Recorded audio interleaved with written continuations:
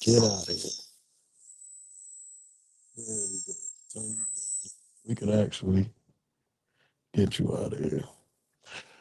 Oh, we live. Let's go.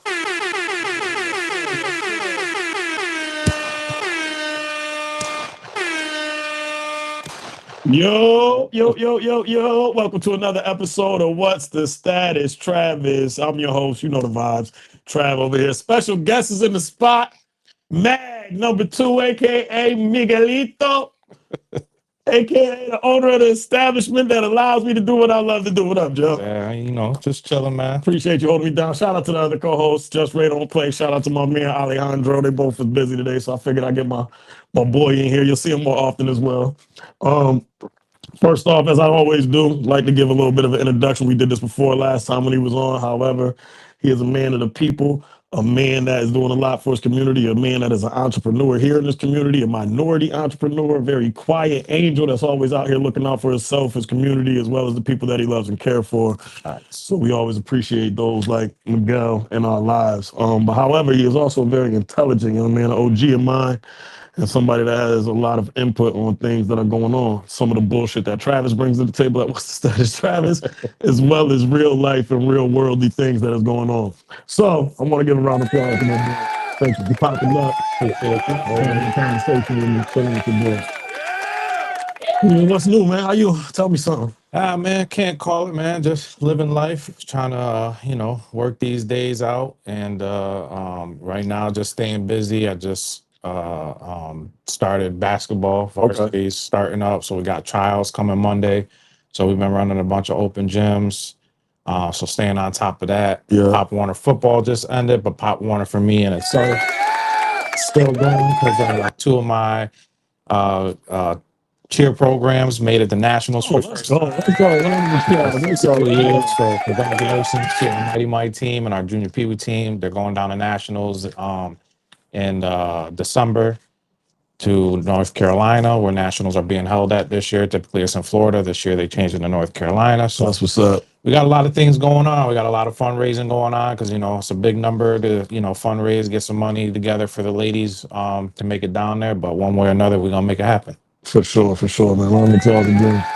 Shout out to y'all, man. Shout out my man Taj. Taj, I did not forget you. You've been hollering at me, talking to me about this varsity team coming up, saying that y'all gonna be tough. Yeah. And I believe you. You got my cousin Jalen over there. You got yourself. Got Miguel over there, obviously coaching y'all to success, as well as Coach Marsh.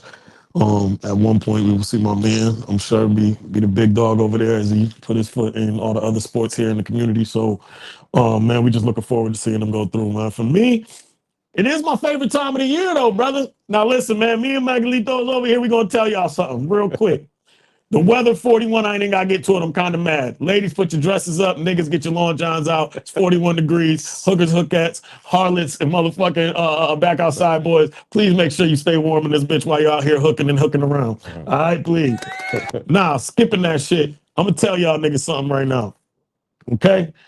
It's my favorite time of the year because, of course, you start to see Christmas trees start going up and shit, right? Facts. Halloween had just passed. But I'm not talking about none of that. I'm talking about Thanksgiving, all right? I'm talking about here specifically Thanksgiving, Turkey Bowl Thanksgiving. And I just got to be real. Was you at the Turkey Bowl last year? I was. It was easily the most disappointing Turkey Bowl of my 35, 36 years of living. Yes. Would you agree? I would agree. I would definitely agree. Shout out my man Kokat. He ran 200 yards rushing by himself. All right. He was the only dedicated person came down there ready to go. He's in his cleats, a crosswalker vest, his fitted cap, wife beater, and he ran for 200 on the field dolo. Okay. Yeah. Y'all had my boy Mag out there doing the football lines, counting out the steps like he was doing it for Pop Warner, only for us to have zero game whatsoever. Yep. I don't understand. Look, man, it's one time of the year we are able to get together, put the bullshit aside, get out cold weather, get our kids out, see some people hit each other around, see the people we ain't seen for a long time in a couple years that came back home to celebrate the holiday with their families. all you woke niggas out here talking, and I'm woke too, but you woke motherfuckers talking about, oh, it's just this hot. Okay, understood. But we made it something that we love. It's a time to gather, time to get around, time to talk shit, time to have a few drinks, time to go home, watch some football with your family. There ain't no presents being distributed, none of that. It's just you, good time, family, and the people you love and care for. So I'm begging and hoping that we get the Auburn feel of the Turkey Bowl back. We got a lot of people that we need to remember at the Turkey Bowl country. Obviously, we lost Ronell this past summer as well too. Like, shout out to them and their families, and rest in peace to those brothers. But man, we just got to go out here and show that we can really still be Auburn. Go out there, show some camaraderie, have a good time, and show them what the Turkey Bowl is, man. Right down there on Chapman Ave. So hopefully, we can all get to. We got anything to add to that? Yeah, man. Just come out, and keep supporting the tradition, and make it what it's always been. People have a great time down there. It's something that we've been doing for many years. Nas and I, we got together. We started doing the younger kids. For sure. We still plan on doing that. I haven't gotten with Nas just yet. As whether or not he's coming home for Thanksgiving, because I know he's down doing his thing in North Carolina. So congrats to you on that. For sure, coach. But I'm sure he'll be home, get that good home cooking from his mom's and his grams. So For sure. I would expect him to be back home, and I would expect it to be the same program. Him and I to get together and do something for the kids the day before on Wednesday. And then Thursday, obviously, we do the adult Country Bowl, and like you said, it's a time to remember, the two very distinguished gentlemen who were impact of this community, and I think it's only right that we support their names at this Country Bowl on this Thanksgiving, and then and all others we lost too, man. We all used to get down there and just hang out. It's just a time to just have that good time again, man. No violence, no nothing, just us having a good time, man, and remember the good times, and then making more memories as well. Shit, I'm almost thinking about that. There was a good idea that I was thinking about the other day. I'm saying if we ain't gonna ball, I think it'd be dope. I mean, obviously we got to keep it PG because it'll be the kids, but if we could get anywhere like high school, middle school, and just have them ball out, have what I'm saying, some OGs and young Gs, let's coach them something like that, which is what you're doing on Wednesdays. But even if we can't get the main day popping, just get some bodies out there and just get them rolling around in the mud and the snow, man. Absolutely. But yeah, man, Turkey Bowl gonna be Turkey Bowl again. All right, man. Listen, we start off every episode with a thought of the day, phrase of the day, word of the day.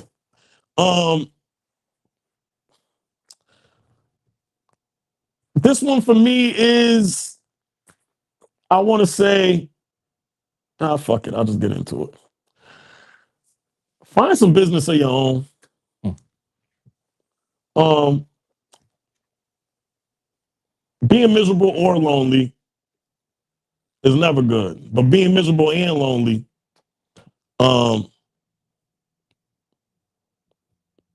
breeds hate, breeds the inability to watch others change, the inability to watch others grow from who you may perceive them to be at a certain time in their life to the success or to the steps that they're taking to try and be a better male or female now in their life. It hinders you the ability to appreciate growth. It kind of gets you delusional and out of touch with reality at times, right? But that always happens when you're not busy with business of your own. That happens when you have idle time. I tell the kids I work with all the time, idle time is the devil's playground. It's an old saying, but it's very real. Right? When you ain't got nothing to do, and that's for adults, females, males, whatever. When you ain't got shit to do, and sometimes you're just stuck between the four walls you call your house, you don't got a companion to interact with or bounce ideas off of, or people in your life, or a circle of people that you could really trust in and have building conversations that breed growth or breed bettering you guys just throughout conversation. Like when you don't have that, it's hard for us as human beings to function in a way that allows us, again, to see people grow and enjoy watching that or watching them on their journey. So I guess I say to y'all, like, when I mean get business, it's like find some happiness in your life, find some work to do, find a passion, find something you're passionate in or someone you're passionate in. Don't dwell on those who you thought were passionate about you and are no longer passionate about you. They changed. Appreciate the growth of their change, right? And find some change for yourself. It's not easy. I'm 36 years old and it's a roller coaster, right? It's going to be that for my whole life. I think that's what life is. How you deal with those valleys and peaks is what defines you. And if you always live in the valley and you find joy in hating when others are at their peaks, that's a miserable and lonely life to live internally. Because that's about you. That ain't about the people that you're looking at. They living.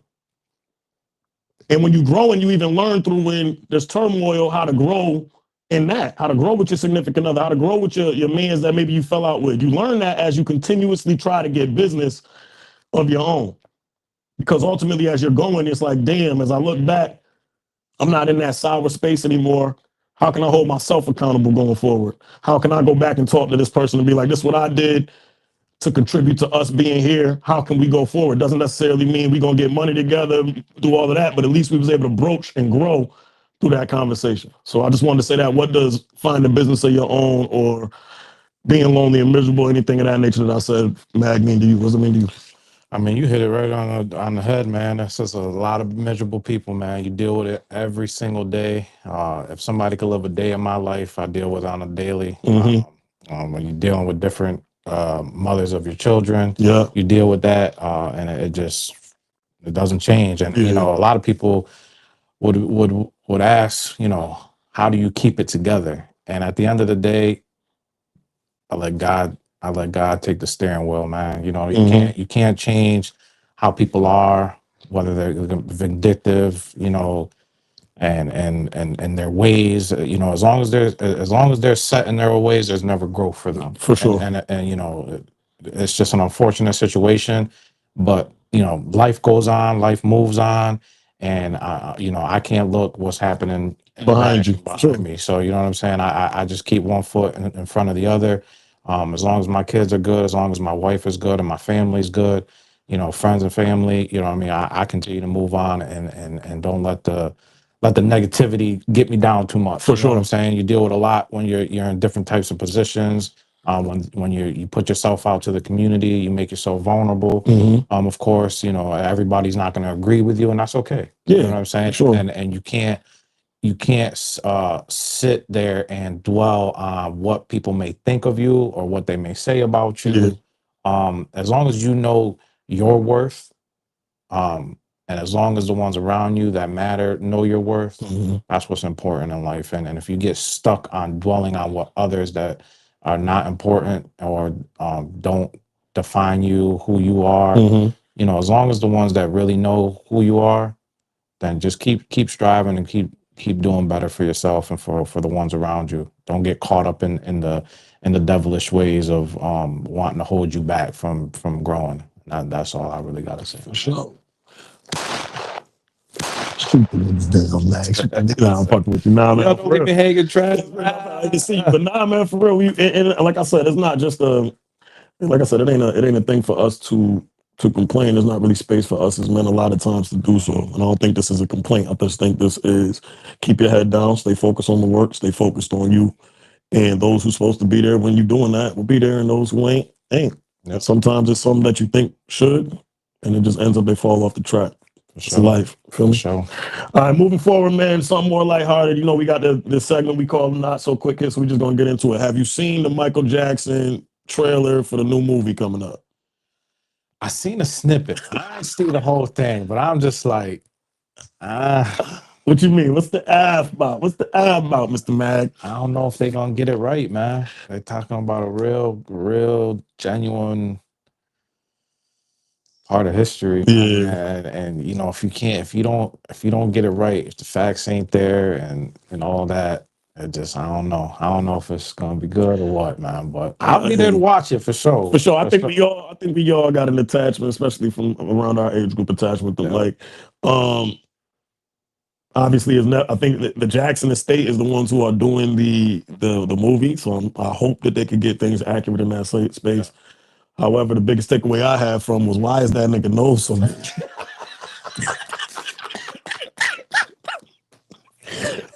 Why that nigga nose look like Shot G? Damn. That nigga nose looked like my name is Humpty. You know what I'm saying? Mike nose wasn't like that. Is what I'm trying to say. Like Mike had what we would call, for lack of a better term, nigga nose, but but why Mike nose got a little Humpty. It's crazy. They got to readjust that before the movie come out. That's what I'm saying. That's the only thing I thought of. I didn't care about the acting. I didn't care about who played the nigga. I didn't care about who's putting the movie out. I don't know who the executive director was. All I know is when his face turned to Thriller and his nose looked like Shock G, it fucked me up. I ain't even keep it, to be honest. Watch next time you see the trailer in the clip. Look at it now. This nigga nose look crazy. Okay, Mike actual nose job look better than the shit that they put on there. Damn it. Shout out to them, man. I hope they get everything else right. Everybody else that was supposed to play somebody else, I think they did all right casting. But goddamn, you ain't have to exaggerate my man nose like that. That's a little crazy. They could have got somebody else. Next thing I got, Max B came home. 17 of them things, all right? 17 of them things. And all I'm saying is welcome home. And the reason I'm here is because at age 36, you said he did 17, 10 years ago, 26, another 6 years, 7 years under that. I'm about 18, 19. If you were here when Max was doing the Blow Me a Dubs and the We Fly Highs for Jimmy and the Dipset and all of the mixtapes that all just hit DSPs right now. Like if you were home during the wave, or if you were around when the wave was in its prime, when he was permed hair on the side of the street on Smack DVDs talking crazy, as telling Jimmy he hit Chrissy in Miami, like when him and French come out with the Coke Wave volumes. Like I don't understand how else you can't be excited if you a nigga my age. Yeah. Am I lying, Max? Nah, you ain't lying. Max had the streets on fire. As a non-street nigga, he made me want to blow a dub. As a non-street nigga, Max made me want to do things that my black ass, middle class ass shouldn't have been doing. You know what I'm saying? I got the effect from Jeezy when them came out, when Jeezy was on his run, when 50 go. It was one of them waves. Yeah. Don't get me wrong, it wasn't like selling waves, but in the streets, Max B probably went triple platinum. Yeah.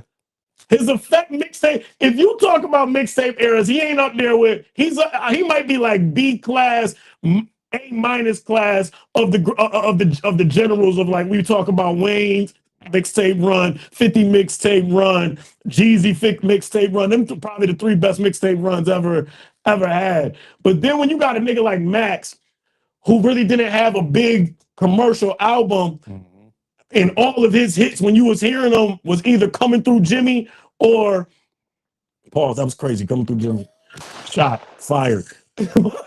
But going through Jim Jones or only on his mixtapes. And we was getting all of the mixtapes, flooding them. They was listening to that man. So again, man, shout out to the Wave, man. It was dope to see him come home. He still got the same swag, same aura about him. So I hope him and French can get in the booth and start making a little bit of that old school feel. Here's the thing. One thing I think, though, is sometimes a lot of these rappers go to jail. They come out, they try to conform to what's going on right now. For me, man, there's a space for you, Max, to just get back to that wave. A lot of niggas that want to hear that wave if you still got it.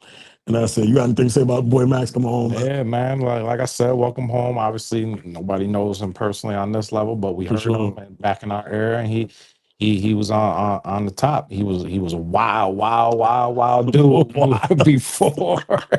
Yeah, I think he was in jail before he came. Yeah, he was in jail before his actual run. He did 8 years before his actual run with Jimmy and them, and then he went back to do another 18. Boy, it was crazy. Yeah, he was wilding, but you know what I'm saying? When he was on the scene, he did what he had to do. Hopefully they work out whatever issues him and Jim Jones had. You know what I'm saying? Because I know Max has said, "Yo, I'm trying to move on from that," which shows growth. Yeah, for sure. You know what I'm saying? But Jim still has his feelings on it. I think I saw a podcast interview or something recently where a lady, a female podcaster, was asking him, "Would you ever work for Max B?" And before she could even finish, he was like, "Nah, fuck that dude." nigga. So you know what I'm saying? Hopefully they figure that part out. But I know 50 having a fun time trolling right now, Exactly. and you know doing his thing with the whole Max B and Jim Jones beef. But For sure. you know, I'm just glad that he was when he came home, he had an entourage out there waiting for him. For sure. When you think of that time though, like when you think of like a duo of, I don't even want to do that because they just did that on this other pod, but like him and it's weird. Like him and French run was crazy, but him and Jimmy run was like, I don't even know whose was better. That's what I was gonna ask you. Like, do you like at the time, because we was there for both, was it more like Coke Wave and you like more Coke Wave Max B Dolo with French, or you like more, they made hits over there with Jimmy. When him and Jimmy was together, it's like it's bittersweet. When them two was together, it was hits. Yeah, and those hits were platinum hits. Those hits were the ones that kind of kept them in that versus battle against Jada. You know what I'm saying? So I would definitely have to go with Jimmy and Max. Jimmy and Max, yeah, that duo was crazy. But him and French definitely got some shit together. But again, man, welcome back, Max. It was an era. We looking at that era. If we can bring some of that same vibe. This is the only thing I want to do. I had to do this because it was on for 46, and I was literally like, it was on for like 46 seasons. And I was literally just thinking the other day watching it before I just realized it just got canceled. How much longer is this shit gonna go on? But it's a classic. I know ridiculousness has ended. It has ended. Ridiculousness has ended. Now, I know that don't matter to a lot of people. I understand that. But when you think of Rob Dyrdek from Robin Big, right? Big Black Dies, he has to make a pivot. It was a little him and, you know what I'm saying, a little duo sitcom type shit. They go do wild shit together. His man dies. He has to make a pivot, figure out how to keep making money. They come up with this show called Ridiculousness. And it was just a show for all of us to watch niggas bust their ass, do the most outlandish shit. It was funny as hell. You had Stilo Brim, you had Chanel West Coast, you had Rob Dyrdek, you had some other guests that would come on. It was just a dope show to have, but for 46 seasons, bro. You know how much money that is? That is crazy. That's a long run. And to think about it, when it first came out, like, of course, you had like movies like Jackass and shit like that, and you had America's Funniest Videos, and you had like the animal shit or family videos where they had those things like that. But it was the first time, I think, of its kind to have like raw YouTube videos that they chose, right? Nobody was sending them in. They wasn't taking planned stunts. They were just going on the web, finding fucking YouTube videos before YouTube really got popping like it is right now, and distributing them on their show and just reacting. And when you think about that right now, it's ahead of its time, because that's all motherfuckers is making money off right now. When you think of ridiculousness, you got millions and trillions of dollars, billions of dollars being made off of people simply just throwing up videos, sitting at their crib and reacting to what the video says. That's ridiculousness from the jump. That's all it is. Rewind, what is it? Here's our reaction. So ridiculousness really, to me, is a pioneer in itself, just to as the world is where it is right now, how content is made, what type of content is made, things of that nature. So for me, just to see that it was canceled for 46 years, bro, shit was 46 seasons, I mean. It was just 46 years. 46 years. We ain't that old. We didn't watch all of it. But nah, for real. But just to see that it was that long, and then it was that long of a standing show, one, but two, the innovation in it, the pioneering in it for it to be what it is now. YouTube is a lot of basically ridiculousness right now. That's all you see. Like some motherfuckers doing crazy shit and people reacting to them. So shout out to them. I just think it was another end of an era, classic era that we was able to live through. So yeah, not to mention, man, they survived a lot of shit. Shows, you ain't never lied, bro. On MTV, man, like, and a whole era though now, because you think about it, when we watched MTV, it was music videos. Music videos, yeah. Right? We watching music videos, top 10, to a whole point where music video, you don't even, when the last time you watched a music video? We used to run home to watch 106 in Park, top 10, what was that shit, Real, whatever, TRL, whatever that shit was. We was going to run home to watch 106 and we was trying to go see that shit. Now you can just click your phone and go on YouTube if you want to see a video, but that's not even something we necessarily run to no more, right? So to see them go from complete music to then going to reality TV, to go through reality TV to almost just being phased out completely, there's really like, what's the last thing you watched on MTV? You can't even say it, right? But for them to be there the whole time and just in 2025 be canceled, I mean, you can't be mad at that, man. That's a successful show for sure. Oh, without a doubt. And plus, not to mention, if you read up on it a little bit, I saw something that I read where, he was actually kind of happy it happened at this point in time. Yeah, Like he was ready for a change. You yeah, know what I'm saying? I think he'd been stuck there for so many years, and not that he wasn't happy or anything like yeah, that, because I'm sure he was, but you get a point in your life where sometimes things start to just be too repetitive, yeah. and you Stagnant. want to change something, and hey, he's still young. He's still got Yeah, a lot of life to go, and yeah. maybe he's got some other aspirations that he wants to pursue. So, And when you do something for so long, sometimes you get placed in this box mhm. in your profession, right? It's like, oh, Right, that's all he can do. He can only right, be a host for certain shit. And I don't think that's true. I think they forget, like I said, that his sitcom or whatever he had with Big Black was very successful. Robin Day, very, that shit was very. funny as shit. It showed a different side of him rather than just reacting to Yeah. people's videos. So again, congratulations to them. It was just dope end of an era. But we got to get to here we go, yo. Here we go, yo. So what's that scenario? Yo, let's go. All right, man. Here we go. This shit bugged me out. I'm sitting here scrolling up earlier today while I'm at work, and I come across this vid. Shorty gets on the vid, says, "Well, today's the day. Today is the last day I ever have to drop my daughter off to school. And today's my last day that she'll ever be with me. I had full legal custody of my daughter, and I have given her up for adoption at 7 years old." What? Yeah. So when I'm first hearing this, I had the exact same reaction. And as she continues, let me just say what she continues. She continues to say, um, I don't feel bad. This is her words. She said, I don't feel bad. She stated that this is something she's been waiting for since she's had her. She wasn't ready for a kid. She said she talked to her boyfriend, and he said, this isn't about anybody else. It's about decisions for you.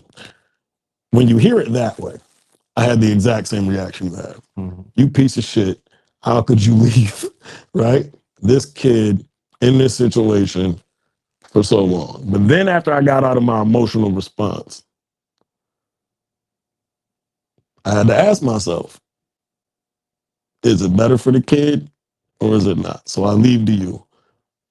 Scenario is Shorty leaves, her puts her kid up for adoption, 7 years old. Obviously, we can't do that. We are great fathers. It's not even a question I'm even willing to ask up here. Couldn't even think to do it, couldn't stomach it. And I still think of her as what type of mother are you? Right. However, I guess my question in this scenario is, do you think the child will be better off, or do you think it's going to be traumatic and detrimental to the child for her to be let go at 7 years old?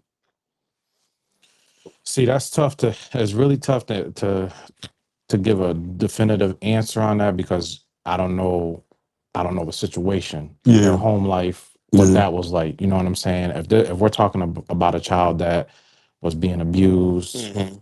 There's a lot of variables you know that what I'm ain't. saying, Yeah, sexually, mentally, physically, those type of things, then absolutely, it's a way better great choice, situation for great sure. situation, for that child.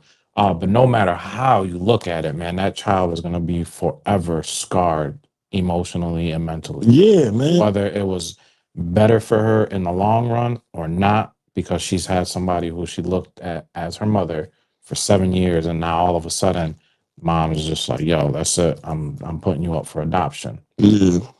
That's tough, man. I can't say that in either situation that the child will be better Hmm. off the bat. Yeah, for sure. But if she gets a family, with some loving parents, siblings that are going to accept her as their own, Yeah, you know what I mean? I think in the long run, as an adult, yeah, they could be better off, but emotionally scarred for sure, yeah. For without a life, I doubt. think I can see him having attachment issues and all of that shit. But even bigger for me is just so many variables. Like Right. even as I try to back my emotions out of it and step away from that conversation, from that, because it's just like I could never one. Like I said, we could never think to do so. But it's like we always hear the horror stories. Like you put them in foster care, they might not find it. Like it's a gamble you're taking with that kid's life. Right. You know what I'm saying? Right. Granted, the way she was talking, I like so the way she was talking as a mother is like you shouldn't have a kid. So Right. part of me is like thank God the kid got away. But then again, we can't predict what that situation is going to be for that kid. Right. And a lot of times, unfortunately, we hear the opposite of the good foster parents catching them, and then making them have a successful life. A lot of times we hear the horror stories of that. Right. And it's like, if I had control to try and at least have some control or deter that from happening to a child that I was with for 7 years. I think even that, let's talk about that even more. So, like, and this ain't 6 months. Right. I can't even see myself doing that. Right. But you watch the kid grow for 7 years, first steps, brushing teeth, losing teeth, playing Santa. You done had Christmas. They remember everything. Like, at that point, real shit, my son is 8 right now. Right. Just turned 8. Like, I couldn't imagine him having to go somewhere and not know nobody. I can't even fathom it, to be honest. Like, that shit just didn't make any sense to me, man. So yeah, like, obviously, I don't know. I think for me, I think it was just interesting to come up here and talk about, because then again, we don't ever know people's situation, right? No. Like, would we feel better if she dropped her off to a family member that she could come back and revisit? They could still be connected, have some ties to the family, maybe. But to just be able to give that 7-year-old to a complete stranger, especially because just at that age, they know. That's mom, that's dad. You know what I'm saying? It's not something where, like, at birth you give them up. You know what I'm saying? They don't know for years and whatnot. So that's a whole different aspect. Like, they know, okay, my mom is giving me up. There's no doubt in that. That's what I'm saying. There's no erasing that memory or forgetting about it or any of that sort. So, I couldn't even imagine. That shit fucked me up today. I ain't gonna hold you, stop me in my tracks, but man, God bless that child. I hope that you find the family that you're supposed to. But yeah, man, I can't see that happening. And also, man, listen, I can't see myself not taking care of nothing that I put in this world. You know what I mean? If it's out here, I put it here. It's something that I'm gonna have to take care of, no matter the circumstances of how it got here. It wasn't the child's fault at that point. Yep. So I stand on that. Let's get the unpopular opinions. I got a few, goddamn it. Now, I work in a school, right? And I keep seeing these things or reports coming up and shit. So the N-word comes up. You know, people say that. They say it in jest. They shouldn't say it at all.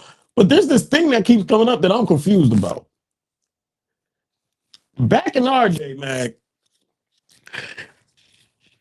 nigga is nigger is niggy if you ain't allowed to say the word. Right? So these things come in like, oh, he said nigga with a hard R. What the fuck does hard R mean? You feel me? Like, what does hard R? It don't mean, I don't care how you said it. Right. Am I bugging? Right, like, I don't care how you said this shit. If you white, am I bugging right now? Nah, you ain't bugging. If you white, right? Oh, man. You call me niggy, nigger, niglet, niggerate, niggerachi, anything, nigga. There's a problem. Okay? Ain't no explaining what the fuck we got going. Am I bugging? Nah, you ain't bugging. Am I in a new era? So I guess I'm saying it's an unpopular opinion, but at least we know. Yeah. If you say nigga, period, you're violated. Okay? You violated. Some have learned the hard way. You know what I'm saying? Hard, whatever. Come on, man. Yo. All right. I'm telling my kid, if they say that's crazy. Hit them, we going to lunch and I'll come get you. All right. Am I bugging? All right, let's move forward. I didn't think we needed to wait that long on that. That reminds me of that one video. I don't know if you remember that one video of the white old head teacher, and he's sitting there and he's saying all the different variables of the word. And I'm looking at this dude like are you bugging? What? Like, what is wrong with you? Are you okay? Society. So I just want all y'all to know right now. It don't matter. However you say it, if it ain't you supposed to say it, just don't say it. I hold it down, be good. All right. Next thing I got 6, 7. Oh my God, brother. I don't know what it means. Bro. It's part of, this is what I could tell you. Okay, tell me what you think. This is what I could tell you. Let's have a conversation. I have no idea what the precipitation of the meaning of it is. Yeah. All I know is that it's a part of a song. And even in the song, it just makes no sense. And it's not even part of the song. I guess it came from a TikTok first, and then they moved it to the song. Right. But here's what I came to the conclusion of for us. And I seen this the other day, so this is not my original take, but I'm with them. 6'7" is the equivalent of us saying suck it to them niggas. Chill, bro. Yo, just think about the time. I just want you to reminisce with me, man. Man, there was a time we was running through elementary schools telling grown-ass teachers. Chill, bro. And we mad at kids saying 6'7". Listen, the Generation X was crazy. We was running through elementary school telling Miss Yawa.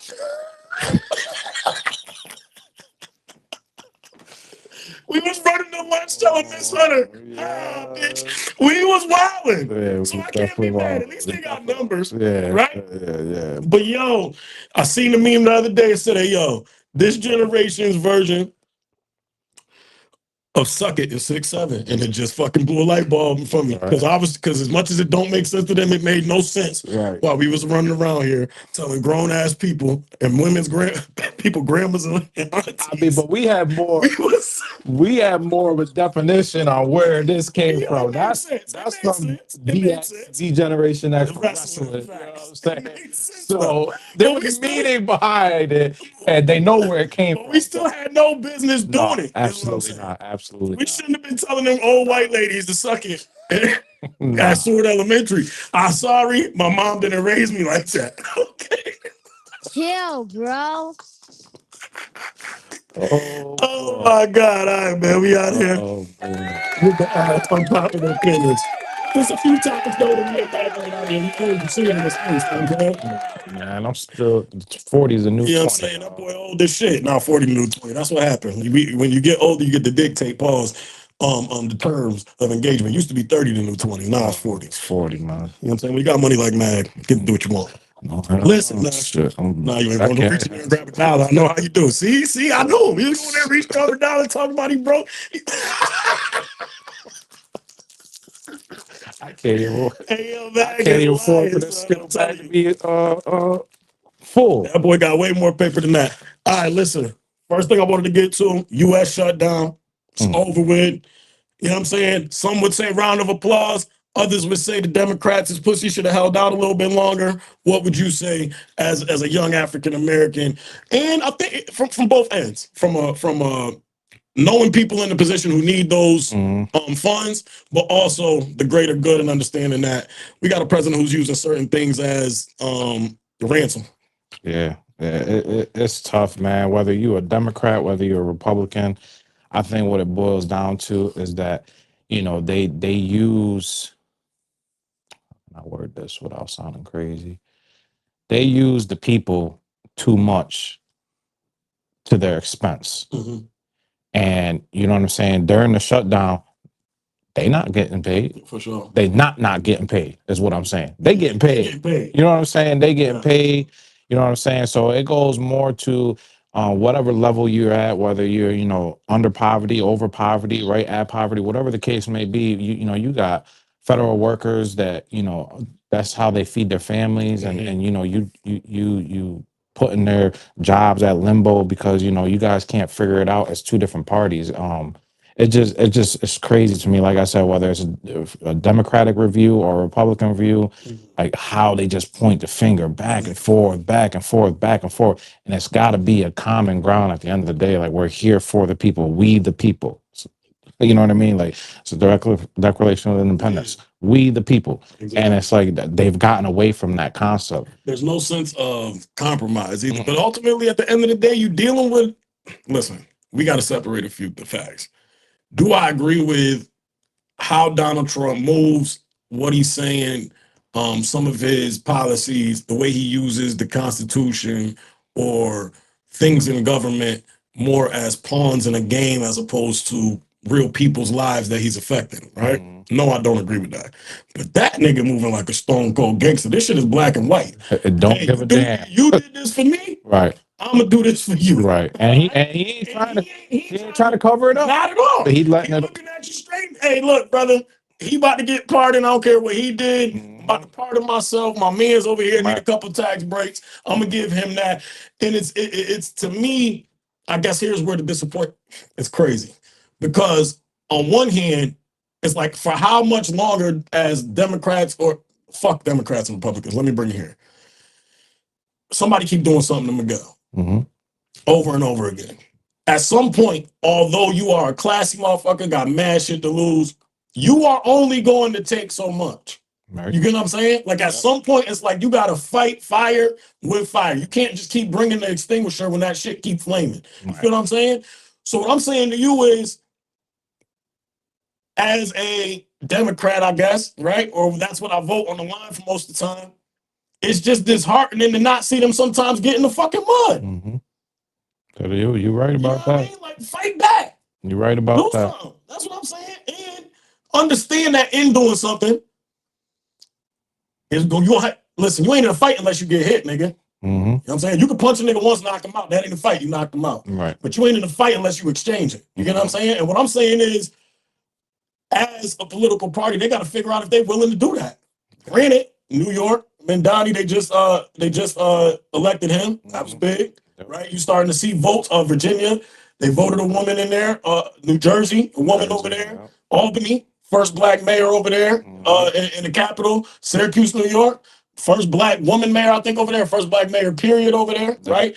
All Democratic across that line. So you starting to see it. You starting to see votes come out. You seen Donald Trump go to the Washington Commanders the other day, get booed. I don't know if it was specifically just about his political actions, but I think for other things as well involved. So I'm not sitting there saying that we have not made somewhat of a change, right? But sometimes we got to put them gloves on, strap up them boots, and get in the ring a little bit. You know what I mean? That's the only way I look at it. However, Daddy, the goddaughter, Daddy T, Daddy half, stem way. You giving up 2,000, nigga? Please and thank you. Please and thank you. I heard you sending out 2,000 stimmies again, champ. Oh, man. I ain't too proud to beg. Chill, bro. Needs that. Needs that. Hey, man, I ain't too proud to beg. Please send it before Christmas. Good Lord. These prices are crazy. I ain't too proud to beg. That's a fact, baby. Man, send that $2,000 stimmy. I need that. Right. Purple still skin. Right. Hey, Donnie T, Don Dada, the original Don Dada, Don Cartagena, Don Cornelius, that's that Don field, a.k.a. Don Stimolate. Send them 2,000s my way. Give a damn, sign it. I don't care how you do matter it, of fact, put your picture on that. Goddamn. I don't give a damn, nigga. Make yourself, send that, man. Send that. Make yourself the face of the dollar for a day. I don't care. Send okay? Send me them two things. You heard? Straight like that. Yes, sir.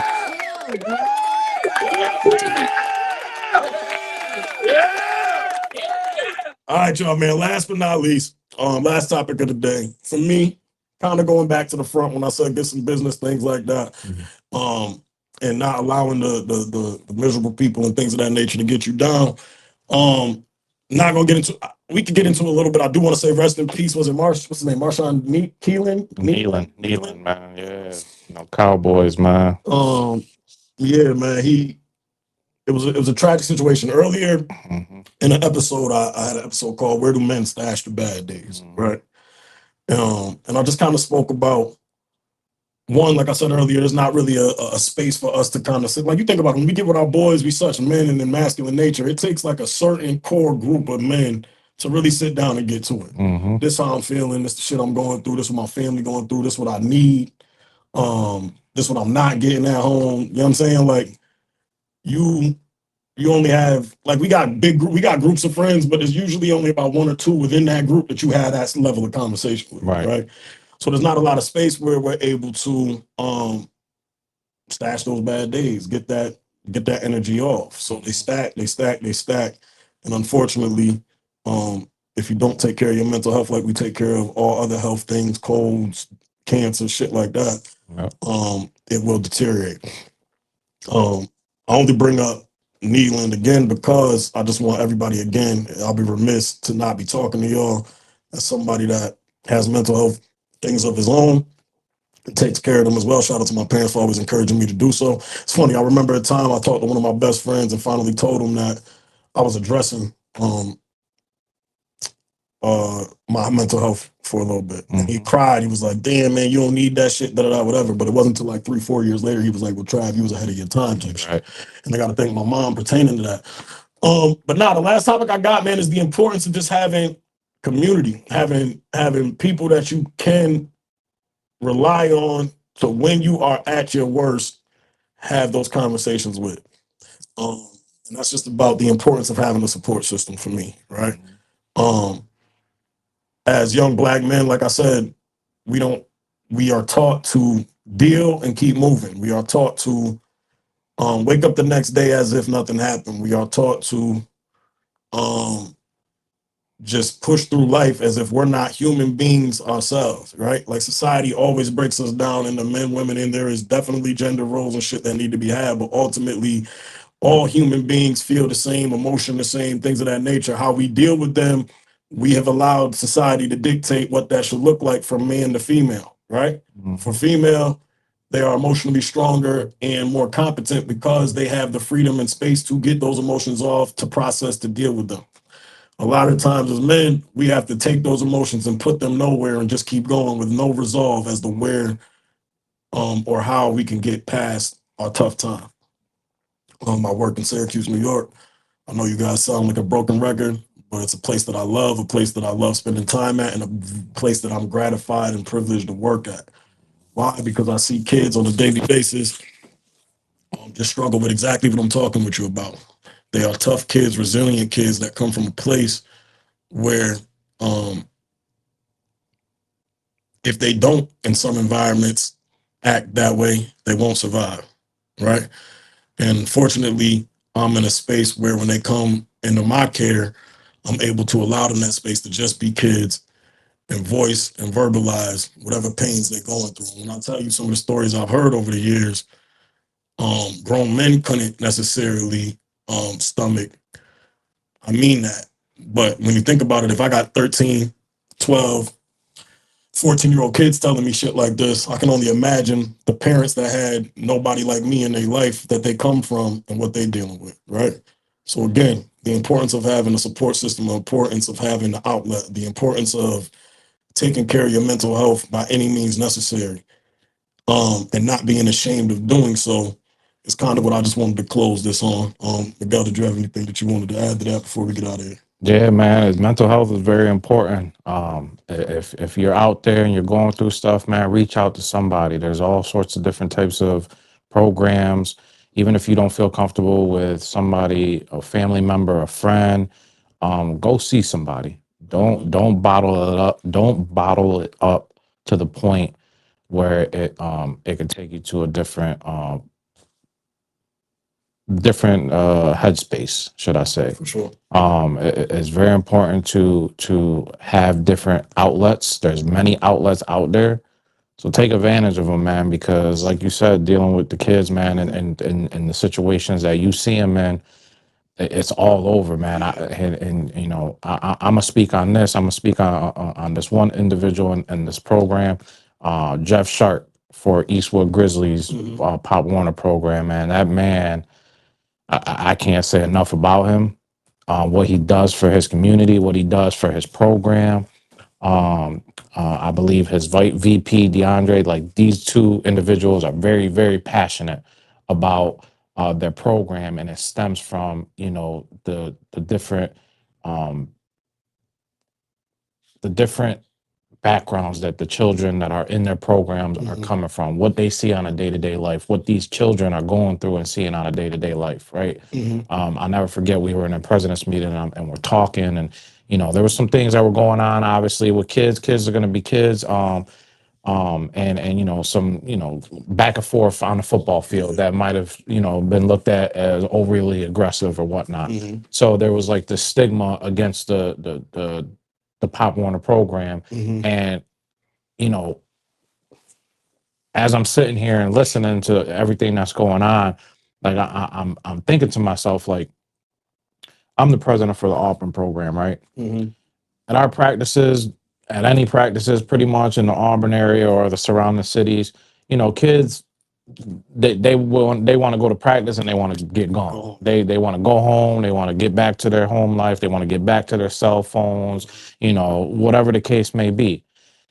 In their program, kids are trying to run to practice because that's their safe zone. That's where they feel comfortable. That's where they feel loved. That's where they're being fed most times. And you know what I'm saying? It's a testament to what those guys are doing over there at that program, man. Shout out to the Grizzlies, Eastwood Grizzlies, Pop One program, because man, they are doing a lot for their community, a lot for the kids that are going through these things that in later in life are going to have these mental breakdowns because of the things that are going on. But it could just be that experience by being in their program that's going to make all the difference for them to be above that mental problem and be able to, you know, tune it down to the point where it doesn't change their life in a dramatic way. Yeah. You know what I'm saying? And they can be successful individuals. The crazy thing is, bro, it's funny how small the world is working out there.